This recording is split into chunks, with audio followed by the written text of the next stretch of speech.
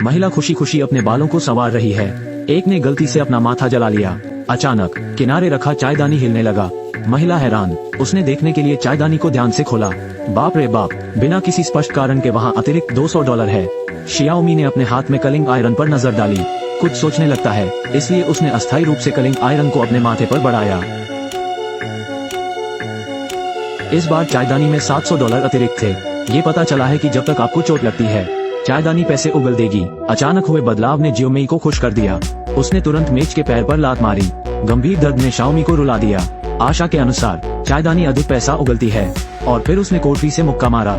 इस समय खराब प्रदर्शन के कारण पति शाओशुई को बॉस ने निकाल दिया। वो मायूस होकर घर चला गया। दरवाजा खोलो, लेकिन घर को अस्त व्यस्त पाया। वो अपनी पत्नी को खोजने के लिए दौड़ पड़ा। तभी उसकी पत्नी बिस्तर पर चोटों के निशान से लिपटी हुई मिली। उसने चिंता से अपनी पत्नी से पूछा कि क्या हुआ। मेई ने कुछ नहीं कहा। मैंने अपने पति का हाथ पकड़ा और लिविंग रूम में आ गई। फिर उसने शाओशुई के चेहरे पर थप्पड़ मारा। बैंक नोटों को चायदानी से बाहर निकालें। जियो शुआई दंग रह गई। मेई ने उसे बताया, इस चायदानी में जादुई शक्तियां हैं, दर्द को नकदी में बदलने में सक्षम। जियाओ शुई को विश्वास नहीं हो रहा है। हतपूर्वक ये सोचकर कि शाओमी ने समय से पहले पैसे डाल दिए हैं। इस स्थिति को देखकर शाओमी ने कोई बहाना नहीं बनाया, बस जियाओ शुआई को विटल्स में किक मारी। मुझे पता चला कि इस बार पैसा इतना अधिक था कि वो उगल गया। शाओशुई जो शांत हो गया था वो थोड़ा असहज था। पत्नी को सलाह दे कि वो खुद को चोट न पहुंचाए, लेकिन शियाओमी ने सोचा कि यह परमेश्वर की ओर से एक उपहार है। पति अब उसके काम में बाधा नहीं डालता क्योंकि उसकी अभी अभी नौकरी छूटी है। बस 1 लाख बनाने के लिए चायदानी का उपयोग करने और फिर बंद करने पर सहमत हुए। शियाओमी सहमत हो गया, इसलिए दोनों ने धन की राह शुरू की। लेकिन वह क्या नहीं जानता है, अब कोई उन्हें देख रहा है। यह एक जादू चायदानी है। जब तक धारक को चोट लगती है, वो पागलों की तरह पैसे उगलता रहेगा। इस चायदानी पर भरोसा करके दंपति जल्दी ही अमीर बन गए। एक स्पोर्ट्स कार चलाए, बंगले में रहते हैं। अब पैसों की चिंता करने की जरूरत नहीं है। उस एक दिन तक घर में 2 अनपेक्षित मेहमान आए। जियाओ शुई ने अभी अभी दरवाजा खोला। एक शब्द कहे बिना 2 दाढ़ी वाले पुरुषों ने जियो शुआई को एक मुक्का मारा। फिर आक्रामक तरीके से घर में घुस गए। उनमें से एक ने शाओशुई की छाती पर पैर रख दिया। चायदानी के ठिकाने के बारे में पूछें। शाओमी जल्दी में है। उसने मुट्ठी भर बिल निकाले। उनसे झूठ बोला कि उन्होंने चायदानी बेच दी है। चायदानी बेचने से आपको यही मिलता है। दाढ़ी वाला तो सुनकर ही हार मान सकता है। इस अनुभव के बाद दंपति को चोट पहुंचाने के लिए कड़ी मेहनत करनी शुरू कर दी। युगल के प्रयासों से इतना ही नहीं, उन्होंने अपना कर्ज भी चुका दिया। विलासिता के सामान की और भी बेतहाशा खरीदारी, यहाँ तक कि एक विला में चले गए। उन्होंने सभी पड़ोसियों को अपने घर पार्टी के लिए बुलाया। इसी दौरान एक डॉक्टर दोनों के पास पहुंचा। चायदानी उठा ली और चेतावनी दी कि दोनों की हालत अब गंभीर बनी हुई है। शियाओमी ने सोचा कि डॉक्टर पागल है, बेरहमी से उसे भगा दिया। रात में 2 दाढ़ी वाले आदमी फिर से शाओमी के घर आए। शियाओमी के हाथ में चायदानी देखें। दोनों हैरान नहीं हैं। ये पता चला कि वे पहले से ही जानते थे कि चायदानी उन दोनों के हाथों में है, लेकिन ऐसा लगता है कि वे चायदानी नहीं चाहते हैं, बस वो पैसा लेना चाहते हैं जो चायदानी थूक देती है। जियाओमी मेल नहीं खाता है।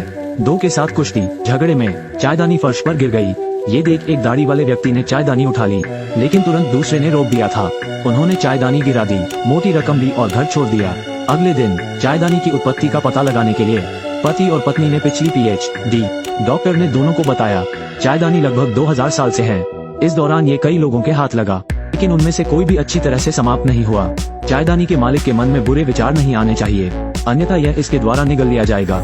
डॉक्टर ने दोनों को चायदानी उसे सौंपने की पहल करने के लिए राजी किया, लेकिन शाओमी सोचती है कि उसके मन में कोई बुरा विचार नहीं है।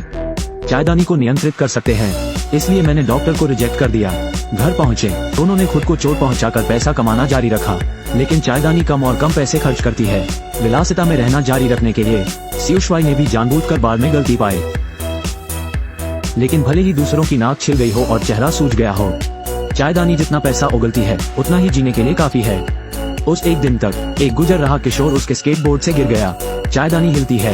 तभी शियाओमी को पता चला है कि घायल होने पर भी पैसे के बदले दूसरों का आदान प्रदान किया जा सकता है। उसने शाओशुई को समाचार बताया, तो दोनों दूसरों का दर्द देखने के लिए इधर उधर देखने लगे। मुक्केबाजी का दृश्य, हेयर पार्लर, प्रसव वार्ड, जहाँ दर्द है वहाँ वे हैं। कुछ समय बाद दोनों ने फिर खूब पैसा कमाया, लेकिन मनुष्य की इच्छाएं कभी पूरी नहीं होती। बड़ा ही होगा। लाल बत्ती के माध्यम से ड्राइविंग करते समय अचानक उसने एक बूढ़े आदमी को सड़क पार करने के लिए लाल बत्ती चलाकर देखा। उसके दिमाग में एक पागल विचार आया। शियाओमी ने त्वरक पर कदम रखा।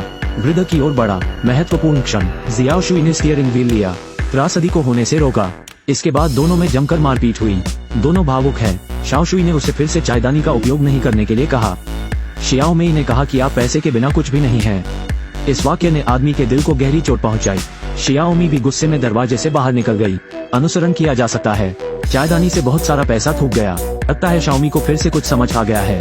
फिर उसने बहुत सी हानिकारक बातें की। आशा के अनुसार उदासी एक चायदानी से पैसे थूक सकती है। घर जाओ, दोनों एक कबूलनामे के लिए तैयार हैं। क्या आप पैसे के लिए अपनी चोट का आदान प्रदान करने को तैयार होंगे? ये जादुई चायदानी तब तक नुकसान उठाती है जब तक धारक नुकसान उठाता है। पैसे का एक गुच्छा थूक देंगे। उदासी मायने रखती है। पति पत्नी बयान देने को तैयार हैं। कहो क्या उदास हो, जैसे दोनों एक दूसरे का मजाक उड़ाते हैं। अधिक से अधिक पैसा। जब तक शाओमी ने यह वाक्य नहीं कहा, उसने एक बार पूरी रात अपने पिछले मकान मालिक के साथ mahjong खेला। जियाओ शुई गुस्से में है। उसने जमींदार को ढूंढ लिया, लेकिन विपक्षी ने करारी शिकस्त दी। इतने में मकान मालिक की नजर चायदानी पर पड़ी। इसमें बहुत पैसा है। शाओमी ने जल्दी से चायदानी पकड़ ली। जियाओ शुई के साथ छोड़ दिया। अधिक पैसे के लिए दोनों ने किसी और को चोट पहुंचाने का फैसला किया। वे पड़ोसी का दरवाजा खटखटाते हैं। बता दे यार, उनके पसंदीदा कुत्ते को उनकी पत्नी ने मार डाला। ये सुनकर यजमान हतप्रभ रह गया। ये बात है, दोनों के पैसे ने पूरी तिजोरी भर दी। लेकिन जल्द ही चायदानी फिर से कम पैसे उगलती है। मेई एक पागल विचार के साथ आया था। उसने कहा कि बाहर बहुत मैल है, कैसे हम एक को मार दें। अपना केवल पैसा कमा सकते हैं, बल्कि आप समाज में भी योगदान दे सकते हैं। पैसे का लालच। दोनों ने उस व्यक्ति को दफनाने के लिए एक गड्ढा खोदना शुरू किया, लेकिन आधा खोदा। तभी शाओशुई को एहसास हुआ कि वह इस स्तर तक गिर गया है। उसने अपनी पत्नी को समय पर रुकने के लिए मना लिया। शाओमी बिल्कुल नहीं सुन सकता। तो जियाओ शुई ने डॉक्टर, मैं चाहता हूँ कि दूसरा पक्ष चायदानी को दूर ले जाए। डॉक्टर मानते हैं कि बहुत देर हो चुकी है। केवल अगर मालिक स्वेच्छा से चायदानी को सरेंडर करता है, के प्रभाव को पूरी तरह से समाप्त करने के लिए, शाओमी को चायदानी सौंपने के लिए।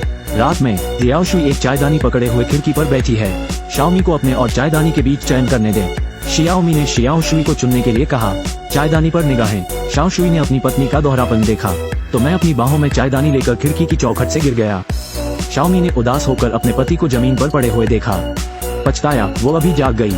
सौभाग्य से पति अंत में ठीक है। इस समय शाओमी को पश्चाताप हुआ। डॉक्टर को चायदानी सौंपने का वादा।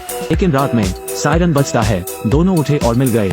मकान मालिक द्वारा चायदानी चुरा ली गई है। चायदानी को लोगों को नुकसान पहुंचाने से रोकने के लिए दोनों ने चायदानी में लौटने का फैसला किया। वे जमींदार के घर आए। अप्रत्याशित रूप से केवल एक रात में। मकान मालिक और उसकी प्रेमिका पहले से ही पागल हैं। उन्होंने अपनी बंदूकें घुमाने और शाओमी और उन दोनों को चोट पहुंचाने की योजना बनाई। महत्वपूर्ण क्षण। दो दाढ़ी वाले आदमी अंदर आए। एक गोली जमींदार को लगी। दोनों पक्षों में जमकर मारपीट का दौर शुरू हो गया। शियाओमी के दोनों इतने डर गए कि छिप गए। गोलाबारी थमने में देर नहीं लगी। चारों खून से लथपथ होकर गिर पड़े। पूरे फर्श पर नोटों को छोड़ दिया। बाद में दंपति ने चायदानी, डॉक्टर, फिर इस अवैध धन को उन मित्रों को भेजे जिन्हें इसकी आवश्यकता है। फिर दोनों ने छोटी सी टूटी हुई कार को खुशी खुशी दूर तक पहुंचाया। कहानी की समाप्ति। डॉक्टर चायदानी को समुद्र में डुबो देता है। इसके पाप और लोभ को एक साथ समुद्र के तल में डूब जाने दो। यहाँ देखें, क्या आप ऐसा दूसरा चायदानी लेना चाहेंगे?